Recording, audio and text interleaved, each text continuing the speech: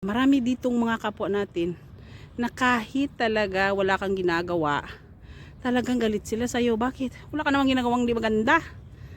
O, di ba? Pero galit na galit sila sa ginagawa mo. Galit-galit sila sa pagmumukha mo. Pag nakikita kita ka at narinig nila, galit na galit sila. Hindi ko maintindihan kung anong meron ka na galit sila. Imbis na magtulungan tayo dito, nag-aaway-away ang mga kapwa Pilipino na ang dahilan talaga dyan ay inggit. Hindi natin maiwasan sa pagkatao ng tao. Hindi lang po Pilipino, lahat po ng lahi talaga ang tinatawag na inggit at crab mentality.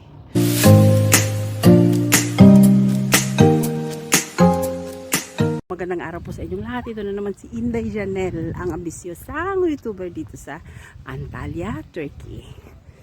So pag-uusapan natin ngayon, ano ang pinakamabisa at hindi mabisa, ano yung pinaka-dala-dala mong sandata pag pumunta ka sa abroad?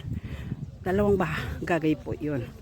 Kung ay ikaw ay pumunta dito para magtrabaho, ikaw ay pumunta dito para mag-asawa ng Turko, meron ka dapat dala-dala nito. Ano ito? Dapat ang pinakadala-dala mo ay ang pinakamalaki sa lahat ay ang iyong pasensya.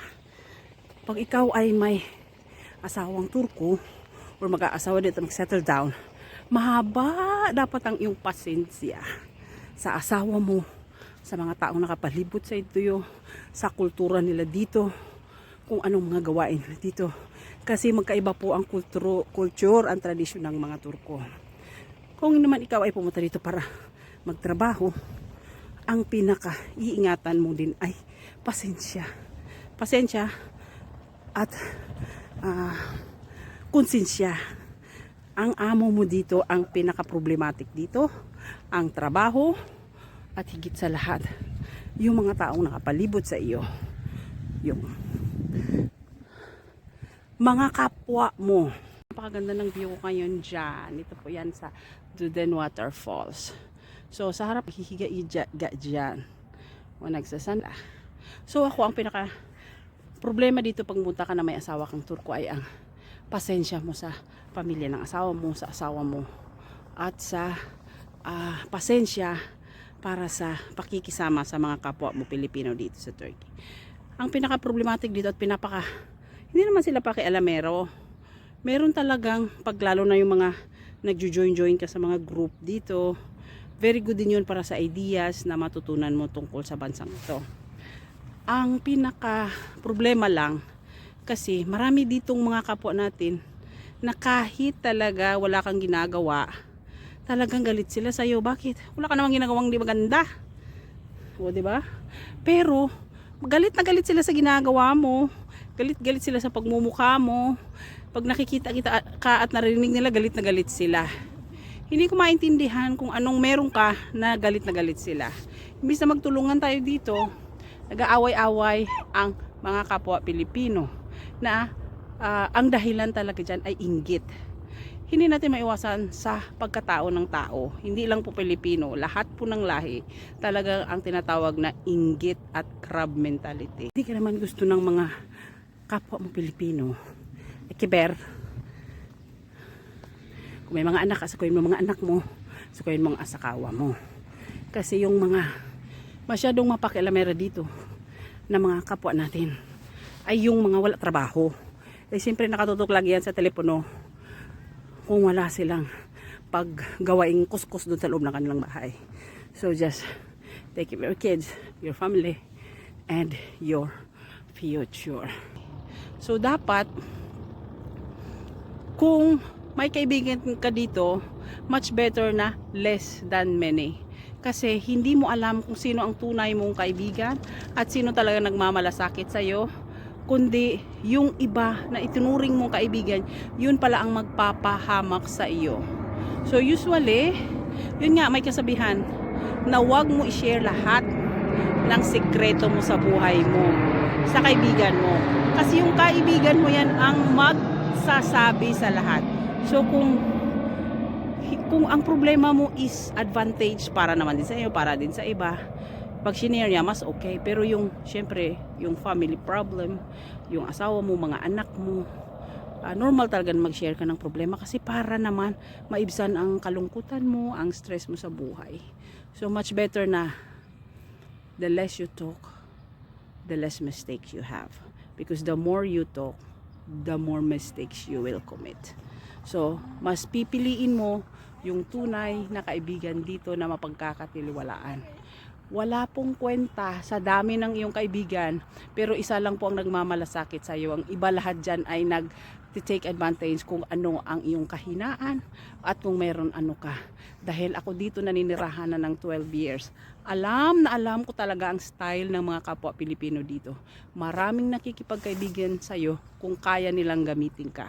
Pero kung hindi ka na nila magagamit at wala silang mapapala sa iyo, so goodbye. It's normal. Nature of human yan. People who take advantage to the others will always have karma. So, let's see in the future. Pero, ang kailangan mo rin din ng pasensya kung ikaw ay may employer dito. Kasi, halimbawa, galing ka sa ibang bansa na wala kang ka-experience sa Mediterranean style ng pamumuhay. So, first, ang problema mo, ang pagkain. O, kailangang magluto ka ng sarili mong pagkain. Kung hindi ka naman makapagluto, pumunta ka sa mga bahay ng mga kapwa natin Pilipino. Kasi bibihira lang ang mga employer dito na nag-a-allow na magluto ng pagkain Pilipino sa loob ng kanilang bahay. Kasi syempre, yung amoy ng mga luto natin, hindi nila kaya yon kasi hindi din sila kumakain ng mga pagkain natin. It's not from their taste. So kung manok, kaldereta, normal kasi meron yan dito. Pero yung mga daing, adobo, mga pansit, syempre may amoy yan, amoy toyo. Hindi po sila sanay dito sa lasa ng toyo. So ang mga mayayaman lang dito ang nakaka-experience ng mga Asian food na pagkain kasi usually kinakain nila yan dito sa mga restaurants kahit mahal. Pero pumunta sa ibang bansa at nakakakain sila ng mga ganong panglasa. Matinding pasensya sa mga alaga natin, sa trabaho natin, sa mga kasama natin sa trabaho. Kasi alam mo na dito tayo sa ibang bansa, hindi pwedeng sila ang mag-adjust para sa atin. Tayo ang dapat mag-adjust para sa kanila. Ako po nagtrabaho dito since 2016. Sa hospital po ako nagumpisa, sa nursing home at sa clinic. So hindi po ako naka-experience magtrabaho sa bahay ng mga employer. So hindi ko po alam at hindi ko po na feel na experience ang makisalamuha sa mga Turko sa loob ng bahay ng ilang araw. Kasi iba po ang culture ng mga tao dito. Okay, I have experience with my family. I have a Turkish family. Kaya yung sila ang nag-a-adjust para sa akin kasi hindi po ako taga dito. Yung pagkain nila yung culture na intindihan ng mga in-laws ko ano po ang kaibahan ng culture nila sa culture natin.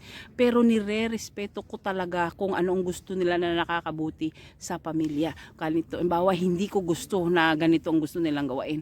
So sinasabi ko. So mag-adjust kami in the middle kung saan kami pwedeng magkaintindihan. So far, I'm here 12 years na po sa bansang ito. Pero hindi po kami nag-away o nagkabanggaan o nagalit yung aking mother-in-law at father-in-law sa akin. Minsan nagtampo sila kasi pinagalitan ko si Asia or nasaktan ko harap ng lolo o umiyak ng lolo. Eh syempre one week kaming hindi nag-usap, nagalit siya kay bakit daw pinapalo yung apo niya nung maliit pa. So ngayon na malaki na si Asia, naintindihan na niya na kailangan kong disiplinahin yung bata kasi wala siyang kinakatakutan kasi ginagawa nilang spoiled brat yung bata. So ang ugali minsan ni Asia nasagot na ng alam mo bright yan pag sinabihan mo ready na kagad ang sagot.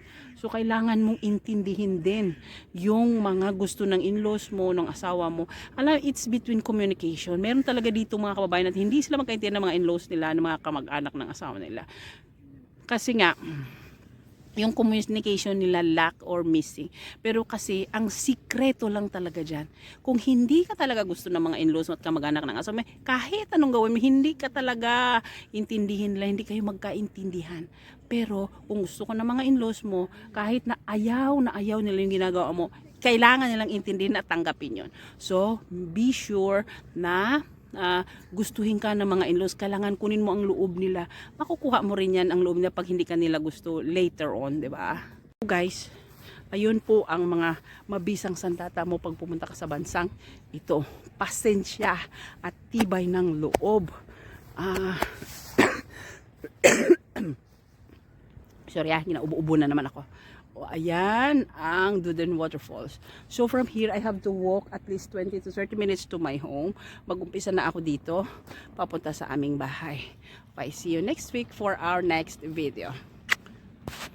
At ng mga nanood ng videong ito, huwag niyo pong kalimutan i-subscribe para updated po kayo sa susunod nating video. Okay, thank you so much.